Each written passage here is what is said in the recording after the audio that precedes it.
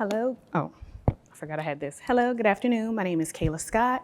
I am a licensed professional counselor, supervisor, that's what the S is for, and certified clinical trauma professional.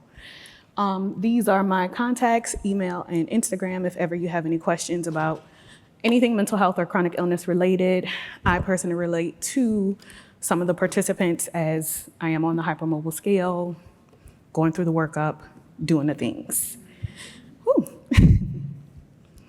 So definitely want to start this presentation with a quote from Audre Lorde, activist, author, writer. If you can't change your reality, change your perception of it. A lot of times we are stuck living in these bodies that make us feel unkind, unsafe, and we have to deal and engage with a lot of providers that don't have a lot of awareness on how to support and treat us. So being able to use mindfulness and a lot of other ways to support yourself is going to be key in changing the trajectory of your mindset and helping kind of move forward through the process that is this lived experience in this body with a rare condition. So these are the varying types of rare types of EDS. We'll not get into all the specifics and details. You all have your lived experience and living in the bodies. I'm also not a medical professional, and I don't want to butcher the enunciations of it. Okay, so let's talk about the challenges living with rare types of EDS. So in 2020, in an issue of the American Journal of Geriatric Psychiatry, Gallo explains that depression can lead to poor self-care, excess disability, and increased mortality. So much of managing multiple conditions requires self-care on the part of the person, and depression can make caring for oneself difficult. So individuals with rare types of EDS often face significant mental health challenges alongside their physical symptoms.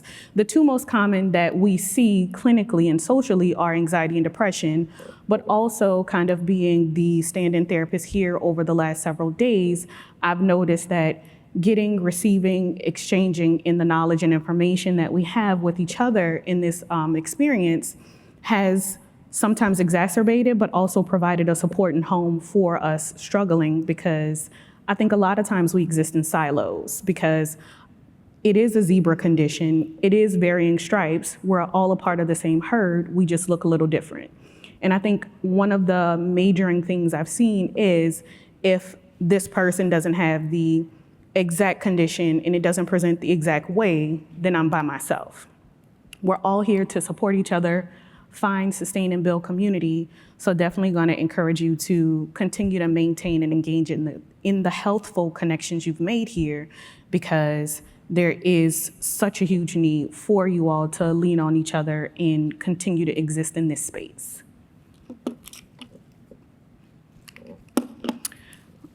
Mental health challenges continued. So isolation and loneliness.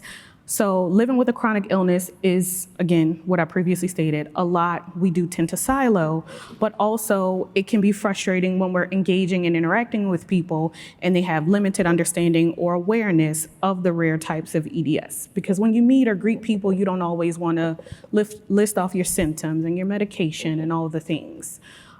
Just know that you don't have to isolate, you don't have to you don't have to seek loneliness or make yourself or feel like you're a pariah when you have a community, you have a support system.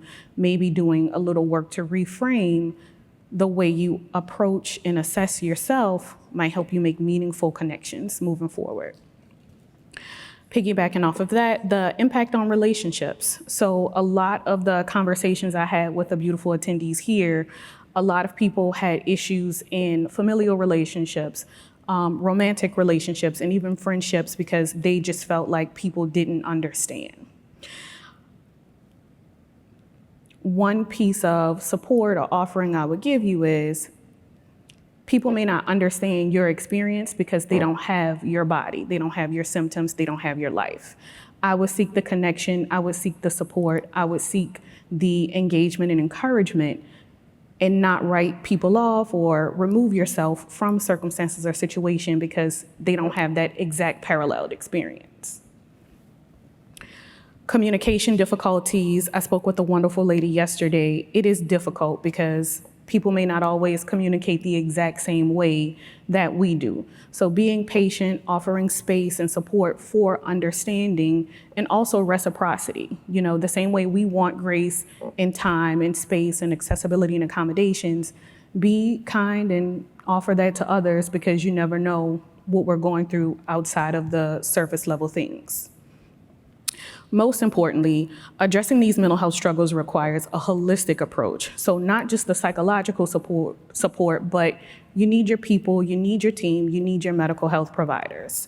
So building resilience and seeking those coping skills under the care of a licensed professional is going to be key and going to be supportive. If you feel like you're not addressing these or you need help or support, please don't hesitate to reach out, send me an email, send me a message. A lot of my personal and professional work has been in case management, so connecting and supporting people with resources. If I don't know, I'm very good at saying, look, but I can at least point you in the right direction. Body image and self-esteem. So a lot of us struggle with body image issues and visible scars. One story I would love to share with y'all. I didn't believe that I had EDS in the beginning, and I got my diagnosis from a very good physician who specializes in it. It wasn't until I went to my dermatologist and she was trying to stitch me up after removing a mole for testing, and it wasn't stitching right. And now there's a scar and all of the things and so on and so forth. We had a very frank conversation, and she looked at me and she says, has anybody talked to you about connective tissue disorders? And I'm like, well, about that. So sometimes we have scars, we have bumps and bruises, and we look different. We may present with mobility aids, other physical aids, but knowing that just because you have that, that doesn't make you any less worthy of the support, of the care, of the community that you choose to build.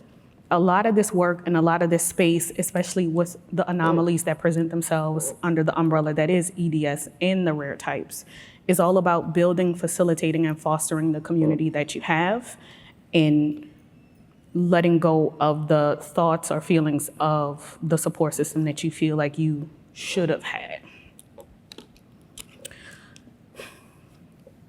Having a chronic illness definitely leads to grief and loss.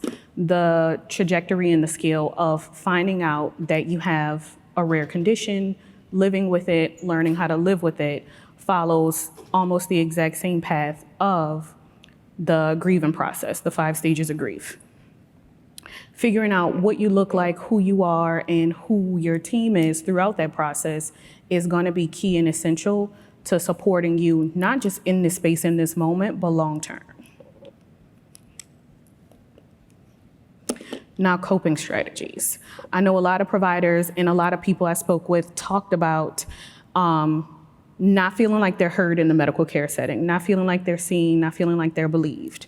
One thing I do want to use this platform to say that every and any hospital that you work at or work for has a patient advocate. If you feel like you're not being seen, if you're not feeling like you're being heard, those numbers that are written very small on every patient room, reach out to your patient advocate. That's a form of self-advocacy when you may not always have a caregiver or a support person with you while you're having complex issues.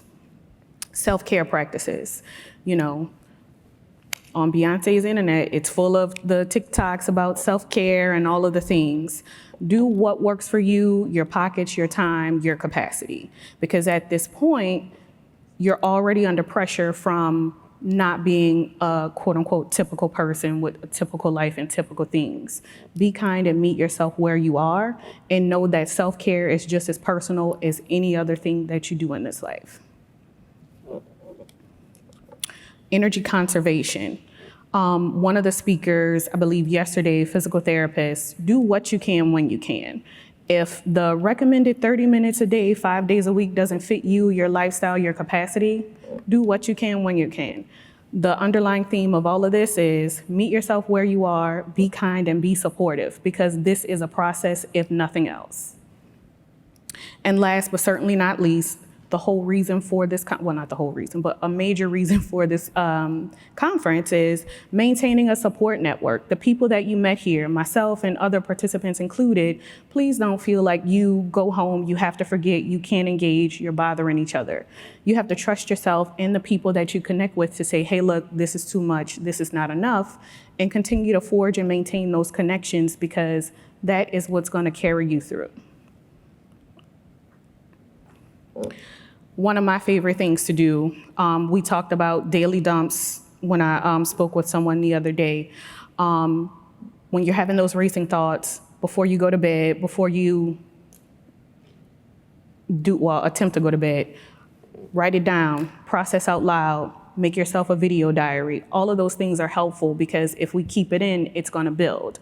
And we know the number one exacerbant of any and all of our symptoms is stress, is lack of sleep. Don't hold on to that. Get it out by any means necessary. Therapy and counseling, always going to encourage you to seek out support from a licensed mental health professional like myself or other providers in your area. Again, if you have any issues reaching out or connecting, please let me know. I don't have a problem. And some of my favorites to work through this process that I've also done, cognitive behavioral, dialectic behavioral, and narrative therapy. Last and certainly not least, some people need the medicinal support due to chemical imbalances. Please do not ever hesitate to reach out to a psychiatrist or neuropsychologist to help do an evaluation and give you the clinical and medical support that you need throughout this process. Getting through this requires you to be resilient. That means it's the ability to adapt and bounce back from adversity, trauma, and/or significant stress. You all have had a very significant moment right before this session. You are resilient because you are here, you're attentive, you're connecting with your peers, and choosing to learn more about yourself, your condition, and if you're a provider, your patient population as well. Finding the meaning in adversity means we have to seek purpose, learn from our challenges, and whatever spirituality or type of faith you have, lean in and rely on that, because that is ultimately going to carry you through. Also, sharing personal stories or anecdotes is a way to give others hope and inspire and continue to push them to be resilient within the community, which the social media for the Ehlers-Danlos page has been lighting up and inspiring others and connecting us. Please don't lose that. Now, for the caregivers, thank you, first and foremost. We appreciate you. Y'all take on a lot. It is difficult. If you take nothing away from this slide, if you take nothing away from this presentation, take breaks or the breaks will take you. You cannot support, you cannot engage, you cannot advocate if you don't first take care of yourself. The emotional stress, the physical demands, and the social isolation of being a caregiver of someone who has this condition is overwhelming. Please do not leave yourself out of the process, and know that sometimes stepping in and being a part of their life is just as important as you maintaining your boundaries, your worth, yourself throughout this. More tips for caregivers and loved ones. Like I said before, respite, boundaries, maintaining personal well-being. I did have a handful of providers that come and talk to me about this. Just know that you deserve just as much care, attention, love, and support as you're giving your loved ones, because you are just as much a part of this process, this condition, this medical system, and the support team as any other participant. And last but certainly not least, I just want to remind you that prioritizing these elements, we can engage and enhance our ability to manage the challenges of our condition, maintain physical and mental well-being, and cultivate a fulfilling life despite the complexities of living with a chronic illness, or rare chronic illness. And please do not be afraid to seek help, seek community, and support when needed. If y'all need anything, title slide has my contact information. Please don't hesitate to reach out, DM, and I'll do my best to support you and put you in connection with services or providers in your area as best as I possibly can. All right, y'all, thank you.